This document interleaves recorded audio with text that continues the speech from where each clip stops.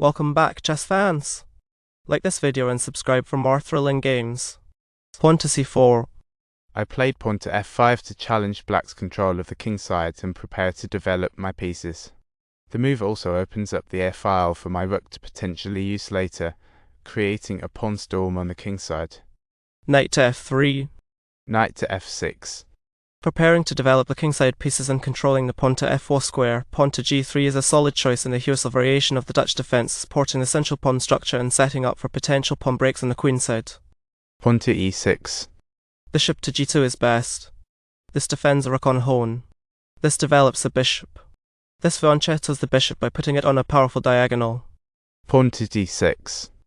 Control of the centre with d4, preparing to develop other pieces and potentially creating space for the bishop on c4.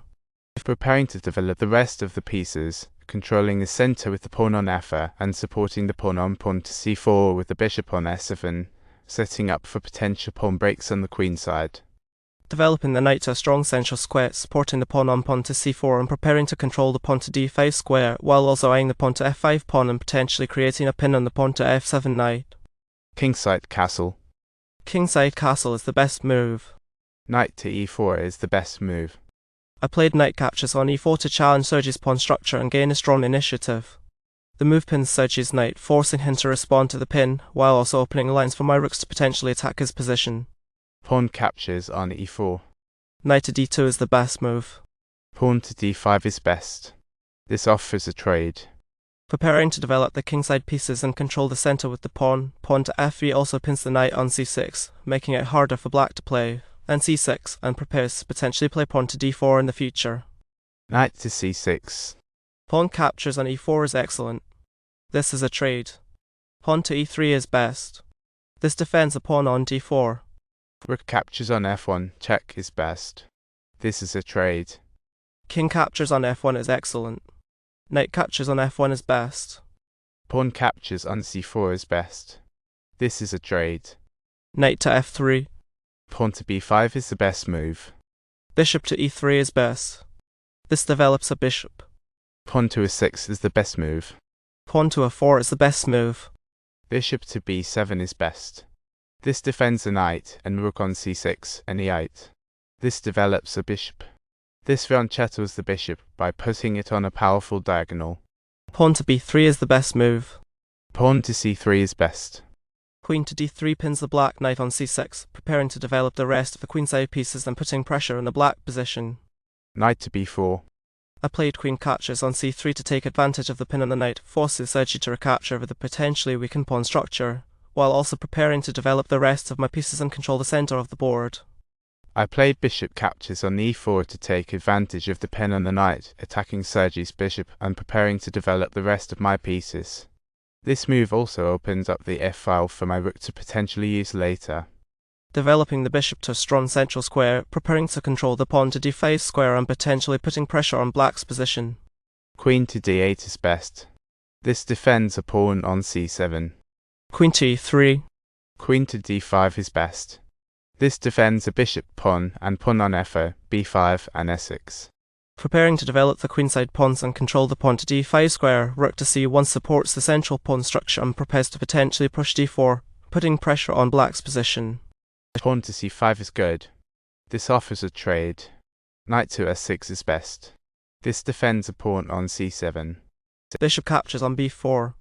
Pawn captures on b4 is best. Rook to c7 is the best move. Rook to e8. I played bishop to g4 to attack Sergey's kingside pawn structure and prepare for potential pawn breaks on the queenside. The move also pins Sergey's knight on f6, making it difficult for him to defend against potential attacks on the kingside. Pawn to h6 is the best move. I played rook to c7 to attack Sergey's pawn on c4, creating a potential pin on his knight on c6. This move also prepares to develop the rest of my pieces and control the centre of the board. Bishop to f6. Attacking the kingside pawn structure, rook to c5 prepares to potentially launch a kingside attack, putting pressure on black's position and forcing them to respond to the potential threat. Queen to b7 is best. This defends a pawn, and pawn on b5 and a7. Pawn to h4 is the best move. I played bishop to g5 to attack Sergey's kingside pawn structure and prepare for a potential kingside attack. The pin on Sergey's knight also makes it difficult for him to defend against the potential attack. Queen to f2, pinning the knight on b4, preparing to launch a potential attack on the king side, while also supporting the central pawn structure. Bishop to d5. Attacking the kingside pawn structure, pawn to h4 aims to challenge black's control of the kingside and prepare for potential pawn breaks on the queen side. This move also puts pressure on black's position and creates a potential weakness on the kingside. Attacking the kingside pawn structure, rook to f8 prepares to potentially create a passed pawn on the f-file, putting pressure on black's position and preparing for a potential kingside attack. I played rook captures on d5 to take advantage of the weakness on d5, pinning Sergey's knight and preparing to launch a pawn storm on the kingside. This move also puts pressure on Sergey's position, making it difficult for him to defend against the impending attack. Queen captures on d5. Bishop to f3 is best. This attacks the queen. This move gains a tempo.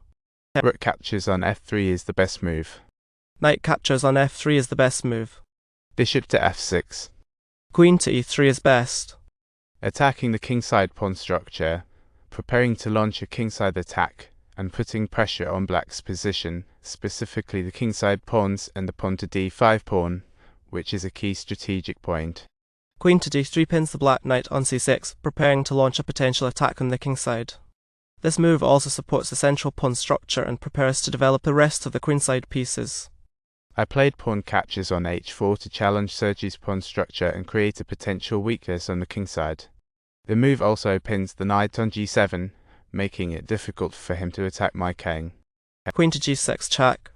Bishop to g7 is the best move. Pawn captures on h4 is good. This captures a free pawn. Pawn to e4 is best. This attacks the queen. This move gained a tempo. King to f8. I played king to g2 to prepare for the potential pawn storm on the kingside, supporting the f-pawn and putting pressure on black's position. This move also helps to control the kingside and prepares for potential counterplay. Pawn to f5 is best. This defends a pawn on b4. King to h3 is a prophylactic move to prevent black's potential knight fork on the kingside. By advancing the king, I'm also preparing to potentially play pawn to d4 and challenge black's central control.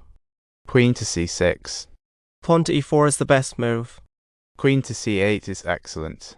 Pawn to h5 is best. This offers a trade. Attacking the kingside pawn structure, knight to e5 pins the black knight on c6, preparing to launch a potential kingside attack. This move also supports the central pawn storm, putting pressure on the black position. Queen to e8 is best. This offers a trade. Queen captures on e8 check.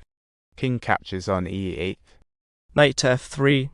Attacking the kingside pawn structure, pawn to h5 creates a weakness on the kingside, preparing to launch a kingside attack. It also opens up the f-file for a potential rook lift, putting pressure on black's position. King to g3. The game is over. White wins.